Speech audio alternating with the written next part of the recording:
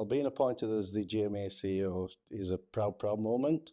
And whilst it's my 13th year at the GMA, I've actually been in the industry for over 37 years. So having to get to the pinnacle of what I perceive to be the job in the industry, I'm really proud.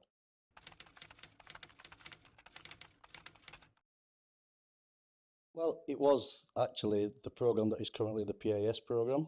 There was a opportunity and a role as national manager, and all through my career, I'd wanted to help local community.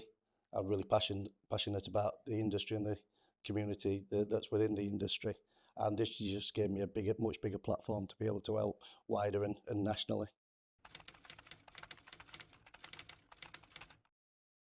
What shines through when you talk to anybody that works in our industry is passion. They've got a passion for what they do.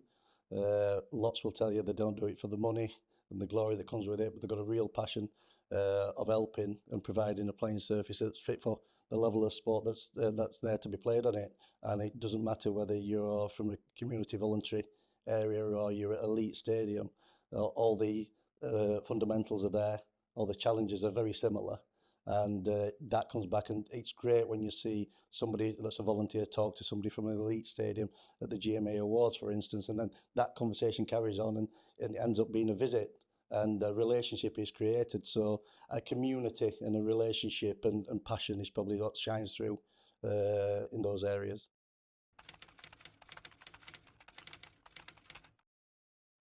I think it's important when we're supporting members that the GMA stays relevant. Just over the last 12 years, as you say, that I've been at the GMA, things have changed. Sustainability, work-life balance, paying conditions. AI is now going to be at the top of most people's list, especially in the professional sector. So it's about being relevant, and I think that's a key fundamental and key driver for the GMA going forward.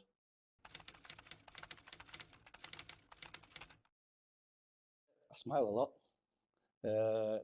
I will represent them strongly at all levels, as I have done in the roles I've had with the GMA over the last 12 years. I'll continue to be an advocate for the skills, knowledge and behaviours that these people bring at all levels, and I'll work very hard with the sports bodies and the NGBs to ensure that they're recognised and rewarded in the relevant ways.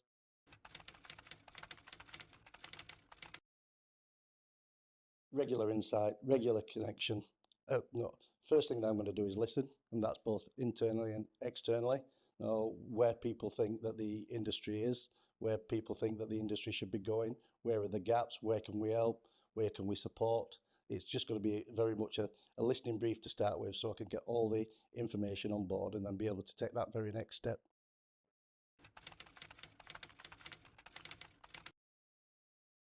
I think we're really strong in our products and services, as we are, right? What we want to do is expand into areas that, again, relevant going forward, and the challenges that we have at both volunteer level and right the way up to elite level. So we've got to make sure that any gaps, any areas that need to be expanded into to support our members are there, and we're at the forefront. But more importantly, we've just got to listen, and those answers of where the focus areas are will come from the members and the industry telling us, not us telling the members in the industry.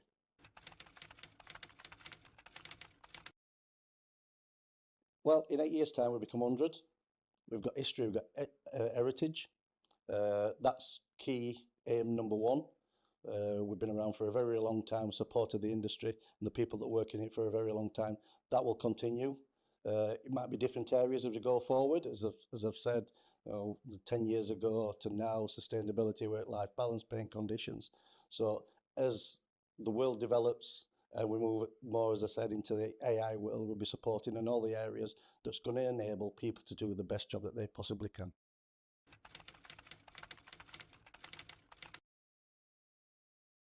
I think what I'd like to create, and I think we're on the way to creating, is a club where people feel a belonging and feel as though that as an organisation we're supporting them in any area that they need. I think it's really important that you create that relationship. We're out there talking to people and understanding what the challenges are. We've come a long way in the 12 years that I've been at the GMA. 12 years ago there was no funding for community and grassroots sports.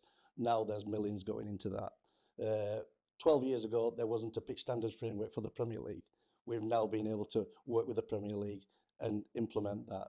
12 years ago, there wasn't any specific groups in and around supporting EFL clubs. We're now part of that committee and that group for EFL clubs. So the landscape's changing. As the landscape's changed, we've got to be at the forefront of that and educating people that need to be educated so we can position ourselves and the industry that we work in at the very area that it needs to be identified.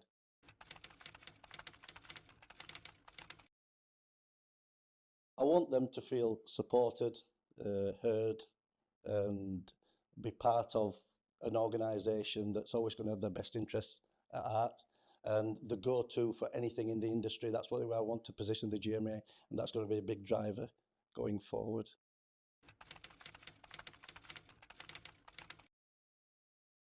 Well, in the first year as being CEO, what does success look like? I think that if people can, in the areas where we're already doing well, they don't see any change or recognise any change. In the areas that they feel there needs to be improvement, that they see improvement. Supporting the GMA members will always be at the core of what we do. The GMA will continue to support you and be very forward thinking in the areas where you need the GMA to raise awareness, be advocates, and actually change the current landscape into the landscape where you need to be positioned, whether you're at volunteer or elite level. We'll stay connected to members' needs and priorities by being relevant and making sure that members have got opportunities to feed in their thoughts. I think that's key of any membership association, more so our industry, that we actually listen and act upon the thoughts of our members and the industry going forward.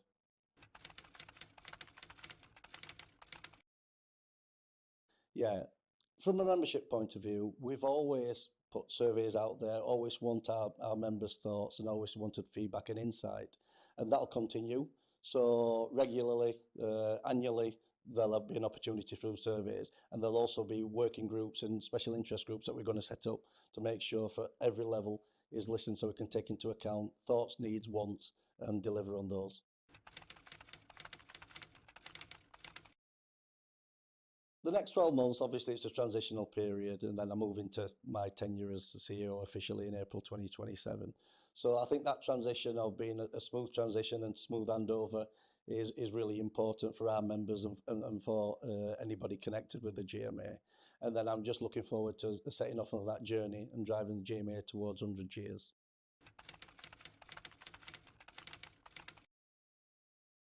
So there's lots of opportunities to get into the industry. I'm really excited about that. Now the work that the GMA are doing with Next Gen, the Fair Work strategy, which is around paying conditions, are really exciting, and I think that's the next chapter of the GMA. We've worked very closely with IFATE with the apprenticeship scheme, and we continue to do that and support young people coming into our industry. The diversity of our industry is another important area that we want to focus on, and we are focused on. We've increased the amount of women that are now working in the industry. We want to go even further and make it more diverse as an industry to get involved with, and that that starts with raising awareness in the relevant areas, so we can actually make an impactful return on the hard work that we've done previously under Jeff's tenure and going forward under my tenure.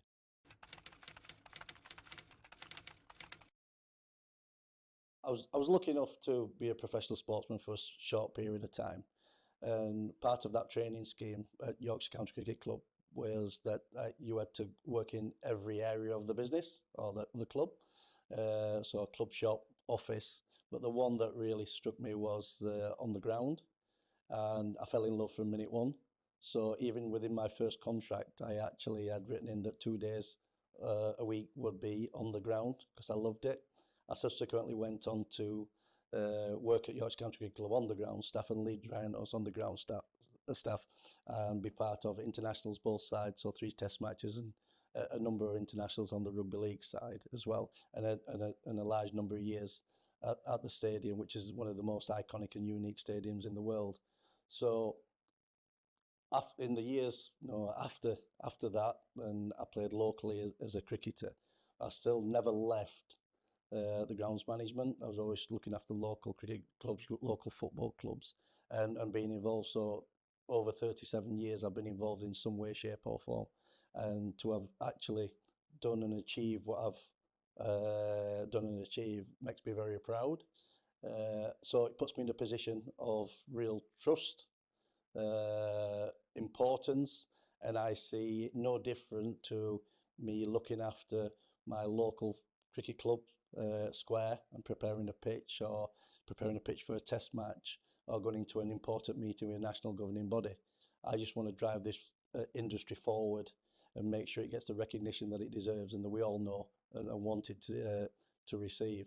And there's been some real good work done over the last 12 years that I've been at the GMA, and years before that under Jeff's tenure. And I want to carry that on and take it to a new level.